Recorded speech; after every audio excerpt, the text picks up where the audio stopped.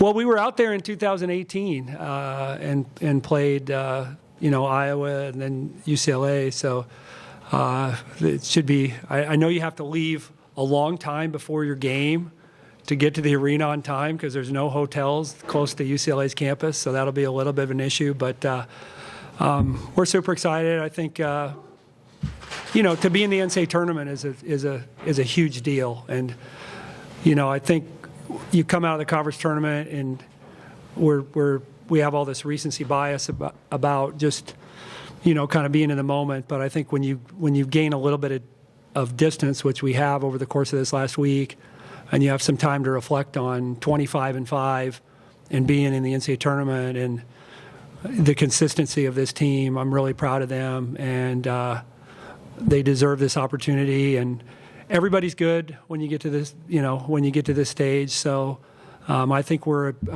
a pretty difficult team to prepare for in a short term. And I think that gives us an opportunity to be successful. And I know that we'll prepare the right way and give ourselves the best chance to win. And I've been around a long time. The only time that I remember that we played UNLV in the postseason, Rob Sims maybe will remember this, we beat them in the championship game of the NIT 73-52. So there we go. All right.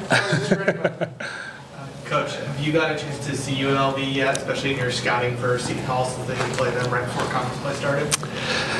Yeah, I did not. I looked at the box score, but I did not watch that game because I think by the time we played Seton Hall, it was far enough removed. We didn't play Seton Hall till January 31st, 28th, I guess.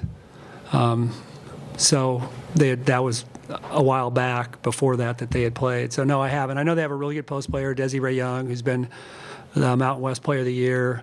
And I just know a little bit about him, but I've not watched him. I know they're used to winning. They've been a really good program since Lindy took over. But we're a really good program, too. What do you guys think of the body of work you put forward in the committee, putting a 7 seed next to your name? Yeah. I think it's, I think we're better than that, but it's our job to go prove that. That's just the way it is. It's our job to go prove that we not only deserve to be in the tournament, but that we can advance in the tournament. And I think we'll prepare the right way and we'll be motivated. But we would have been motivated if we'd have been a 5 or a 6. We'd have been motivated too. So, and I know that I've done the mock bracketing thing. There are procedural things that they have to do, so you can be slid a seed line, and if that potentially could have been the case. But we'll be anxious to prove that we belong and that we can advance.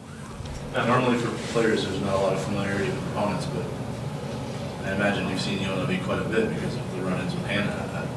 What do you know about the matchup? Yeah, I watched UNLV 2 times this year now, playing Colorado State with my little sister. I don't know. I think it's going to be a fun game. They've got really good players. But like Flan said, I think we're a really hard team to prepare for when you have such little time to do it. But I'm excited. I don't know if they're going to recognize my last name, but yeah, I think it's going to be a really good game.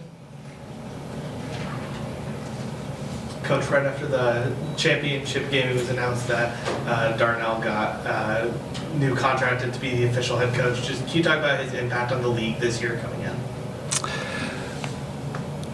Yeah, he did a great job navigating a difficult situation, and I think that as disappointed as we were in losing to them, I think when you step back and reflect on what those players have been through and what they achieved, you're happy for them. There's a place for that in sport. I feel like you prepare the right way, you battle your tail off, and if it's not good enough on that night, you recognize that the opponent did their job, and they did their job all year, and he did a great job with them. And their players are, I think they represent Georgetown as I mentioned, I think they do a good job representing Georgetown, so I'm happy for him. I think it's good for our league. Is there a little bit of a chip developing for you guys when it comes to how you were seeded as a number 7 seed? Yeah, I mean, I don't follow a ton of like this stuff, so I wasn't really sure what seed we were projected to be, but I think any seed that you get in the NCAA tournament is impressive just because there's such little room for error when you're making it in the NCAA tournament. So honestly, any seed that you get is really impressive, and all the teams that are in the tournament this year, including us, should be really happy with the work that we've done. So I don't really know if I have any thoughts about the 7th seed. I'm just excited that we're in it. Lauren, how much are you guys relishing this chance to have one final run as a group, and how much of that experience do you think plays a factor at this time of year? Yeah, I think experience definitely helps. You know, we've been in this situation before. It's our 3rd year going to the tournament, and so we'll definitely need to lean on that and just soak in the moment. You know, there's not a lot of people and not a lot of teams that get to go to the NCAA tournament, and so yeah, just being in the moment and enjoying playing together. What does it say about this group the first time that you guys are going to the tournament 3 straight years? What they've been able to accomplish and what you have with them? Well, it tells you that they've been committed to being really good basketball players over the course of a long time. I mean, you know, Emma and Lauren didn't just get here and start working to become great basketball players. They started whenever their goal was, whenever they were first out in a driveway or at a YMCA, and you know, they got a taste of what this sport can provide. They took that and ran with it and excelled at a high level to the point where they got recruited to play Division I basketball. And then you get here and you find out they're, you know, even before you get here in club basketball, you find out there are so many good players across the country, and the competition is really stiff. But to get here and then make it to the NCAA tournament 3 years in a row is one. It's a testament to all that work that all of these players have put in. I mean, these two and Morgan get a lot of credit for how good they are, and they deserve every ounce of that credit. But we are truly a team.